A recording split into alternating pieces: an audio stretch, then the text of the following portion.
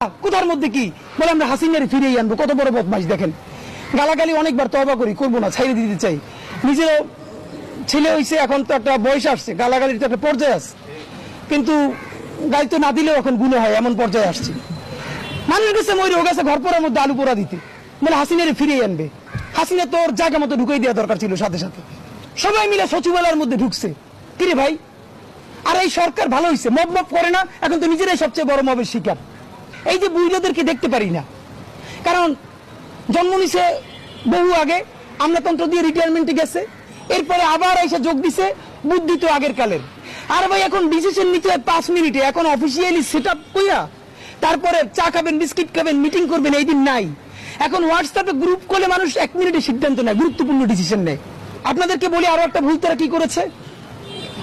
এই যে ইন্টারমিডিয়েটের পরীক্ষা চলতেছে, এইচএসসি পরীক্ষা, দেখেন এখানে যারা নিহত হয়েছে, আহত হয়েছে, এদের অনেক ভাই বোন তারাও তো নিশ্চয়ই এখন আছে। তো যার ভাই, যার বোন, খুব কাছের রিলেটিভ এইভাবে মরে গেছে, সে কিভাবে পরের দিন এইচএসসি পরীক্ষায় বসবে?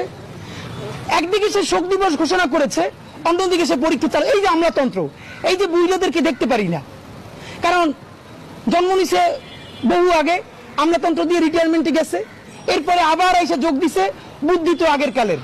আর ভাই এখন ডিসিশন নিতে হয় 5 মিনিটে, এখন অফিসিয়ালি সেট আপ কইয়া তারপরে চা খাবেন, বিস্কিট খাবেন, মিটিং করবেন, এই দিন নাই। এখন হোয়াটসঅ্যাপে গ্রুপ করলে মানুষ 1 মিনিটে সিদ্ধান্ত নেয়, গুরুত্বপূর্ণ ডিসিশন নেয়। আপনি শোক দিবস ঘোষণা করেছেন, আপনি সাথে সাথে কি করবেন? সারা বাংলাদেশে পরের দিন শিক্ষা প্রতিষ্ঠানকে আপনি দোয়ার আয়োজন করতেন, যে সকল শিক্ষা প্রতিষ্ঠানে দোয়া হবে, ক্লাস হবে না, শেষ। ঢাকা বোর্ডে আপনি পরের দিন পরীক্ষা স্থগিত করে দিতেন। সারা বাংলাদেশে দরকার নাই, শুধু ঢাকা বোর্ডে, যে ঢাকা বোর্ডে সবাই দোয়া করবে, পরীক্ষা স্থগিত না। একদিকে আপনি শোক দিবস ঘোষণা করলেন, এই দগদগে আমরা তো জানি না এখানে কার কার আত্মীয় এইচএসসি পরীক্ষার্থী। এইটা আমরা সবাই মিলে রাত্রিরে কথা বলতে বলতে রাত্রির 3টের সময় সিদ্ধান্ত আসলো, পরীক্ষা 10টায়, সকাল 8:30 ওয়েবসাইটে নির্দেশনা আসলো। এটা কি ভাই?